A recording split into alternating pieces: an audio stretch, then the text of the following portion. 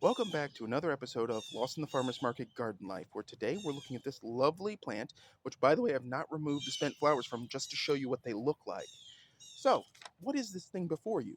Well, its scientific name is Platycodon grandiflorus, and its specific variety is Sentimental Blue. Now, that's important. We'll get back to that in a moment. Its common name is balloon flower, and it's in the Campanulaceae family, or the bellflower family.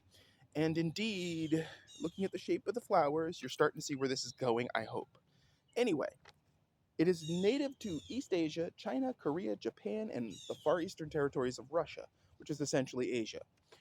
Um, the name Platycodon is made of two words, platy meaning wide and codon meaning bell. Okay? So wide bell. Okay? Grandiflorus means big flower. That's a pretty big flower for this species. So yeah, that fits also. Now, it is hardy in USDA zones 3A through 9B for the primary version. This version, this specific variety, according to the plant tag that came with it, it's hardy in zones 3 through 8. We're in 8A, we're fine. It is classified as an herbaceous perennial, meaning that it dies back to the ground every winter. Its pH preference is 5.5 to 7.5. Its exposure preference is full sun. Its height can be 6 to 12 inches and its width can be 12 inches. And that is for this specific variety that I purchased from a local nursery because I needed to go back to this. And then I ended up getting what I thought was the same as before. Now, also, this plant is also known as Chinese bellflower.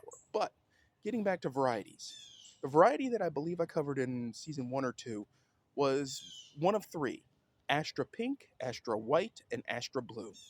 And they were never not as pretty as this. Certainly not.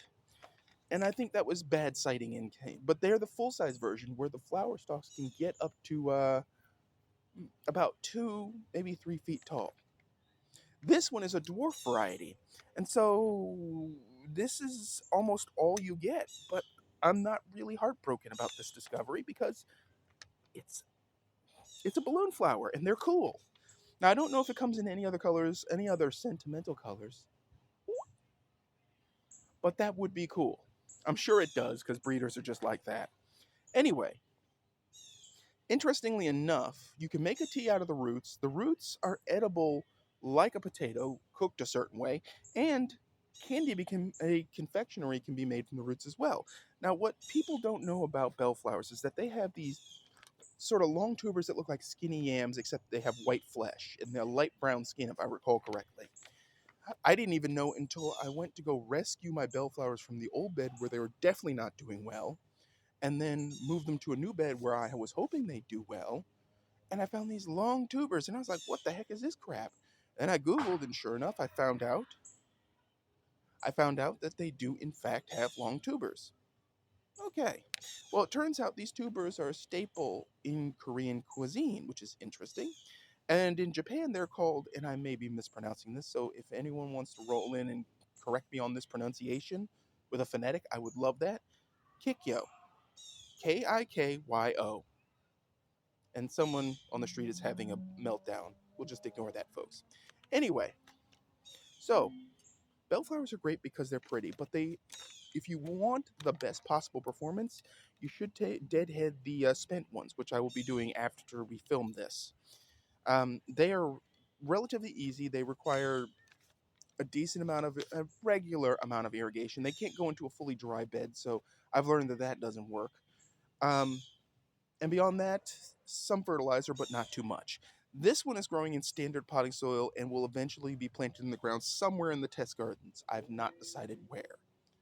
But they're super easy. They virtually take care of themselves for the most part. Once they're up and growing, they need a little help, but it's like fennel or cutleaf cone flower. Not too much. So, as I said, this is a dwarf variety, and it's bred for bigger flowers, and since it has less foliage, the flowers look even bigger. So it's kind of playing with your visual details a little bit. But anyway, so if you have any thoughts on growing balloon flower, if you've grown balloon flower, if you know of any weird colors this thing blooms in other than white, pink, and blue, which seems to be the limit of it, I'd love to hear from it in the comments section. I'd love to hear from you in general, all you folks who watch these videos.